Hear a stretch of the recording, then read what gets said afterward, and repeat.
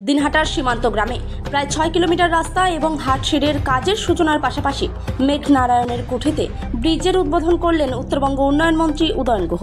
শনিবার দিনহাটা 2 ব্লকের সাহেবগঞ্জ গ্রাম পঞ্চায়েতের ভ্যাকড়াপুল এলাকায় এক অনুষ্ঠানের মধ্য দিয়ে ভ্যাকড়াপুল থেকে বগ্নিরহাট কালমাটি পর্যন্ত প্রায় 6 কিলোমিটার রাস্তার কাজের সূচনা করেন মন্ত্রী। এই কাজের জন্য বরাদ্দ হয় প্রায় 4 কোটি টাকা। রাস্তার কাজের পাশাপাশি পঞ্চায়েত ও উত্তরবঙ্গ উন্নয়ন দপ্তরের অর্থানুকূল্যে কুরসাহাটে হাটশেডের কাজের সূচনা করেন মন্ত্রী। এই হাটশেডের কাজের জন্য বরাদ্দ হয় প্রায় 1.5 কোটি টাকা। এদিন দিনহাটার সীমান্ত গ্রাম সুকারুরকুঠি গ্রাম পঞ্চায়েতের অন্তর্গত মেঘনারায়ণের কুঠিতে নবনির্মিত বঙ্কিম বর্মন সেতুর শুভ উদ্বোধন করেন মন্ত্রী।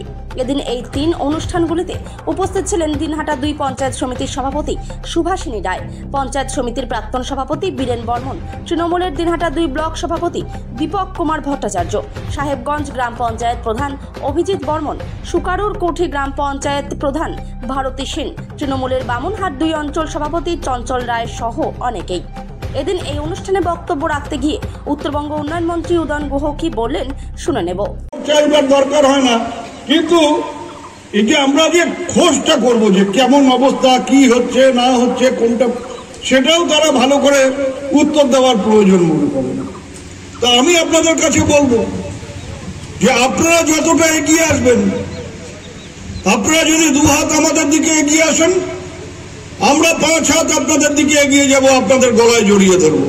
কিন্তু আপনারা যদি স্থির হয়ে বসে থাকেন, আপনারা যদি ওই 19, 20, 21 পাস এইটা করতে থাকেন, ওই 19-এ আছি, 20-তে আছি, 21-এ পাস এই করতে থাকেন, তাহলে সেটার জন্য যেমন বিনোদন হয়, সেটা যেমন প্রয়োজন আছে মনের শান্তির জন্য, তেমনি চলাফেরার শান্তির জন্য, এলাকার পরিষ্কার পরিচ্ছন্ন রাখবার জন্য রাস্তার প্রয়োজন আছে, ড্রেন প্রয়োজন আছে, সেগুলোর দিকেও আপনাদের নজর রাখতে হবে। কাজ আমরা করব, কিন্তু সারাটা আপনাদের কাছ থেকে কেমন আসছে সেই দিকে আমাদের লক্ষ্য রাখতে হবে। যেটা শুরু করেছিলাম এই ভ্যাকড়াপুল থেকে কালমাটি বাজার পর্যন্ত, এই যে রাস্তা, এই রাস্তার ধারে যতগুলো বুথ আছে, একটা বুথেও আমি জানি আমার কাছে সঠিক হিসেবটা নেই, কিন্তু 19 সালে, 21 সালে, 24 সালের নির্বাচনে এই বুথগুলোতে আমরা মানুষের সমর্থন পাই না। কেন পাই না জানি না, কিন্তু কাজ করার বেলা তো আমরা একবার কথা বলিনি। কাজ করার সময় তো একথা বলিনি যে শুধু আটিয়ালডাঙ্গায় কাজ করব, শুধু বাদলগিরে কাজ করব, যেখানে মানুষ আমাদের পাশে দাঁড়ায়, ওই 5 নম্বর ওয়ার্ডের কাজ করব, যেখানে মানুষ আমাদের দিকে স্বতঃস্ফূর্তভাবে আমাদের দিকে তাদের সহযোগিতার হাত বাড়িয়ে দেয়, তাদের কাজ করব, অন্য জায়গার কাজ করব না। এটা কিন্তু আমরা বলি না। আমরা চাই উন্নয়ন সব জায়গার হোক। আমার একটা জায়গা শক্তিশালী হবে, আমার একটা জায়গায় বল থাকবে, আর একটা জায়গা দুর্বল হবে, তাহলে যেমন সেটা একটা ভালো দেখায় না বা ভালো হয় না, শরীরের পক্ষেও ভালো হয় না। ডান হাতের শক্তি থাকবে, বাঁ হাত একদম শক্তি থাকবে না, সেটা যেমন একটা সুস্থ মানুষের পরিচয় না, তেমনি একটা অঞ্চলের একটা অংশে উন্নয়ন হবে, আর একটা অংশ দুর্বল হয়ে থাকবে, সেটাও ওই উন্নয়নের কি বলে অঞ্চলের স্বাস্থ্যের পক্ষে ভালো না। আমরা সর্বতভাবে উন্নয়ন করে সেই অঞ্চলের যে সামাজিক স্বাস্থ্য সেটাকে ভালো করে গড়ে তুলতে চাই।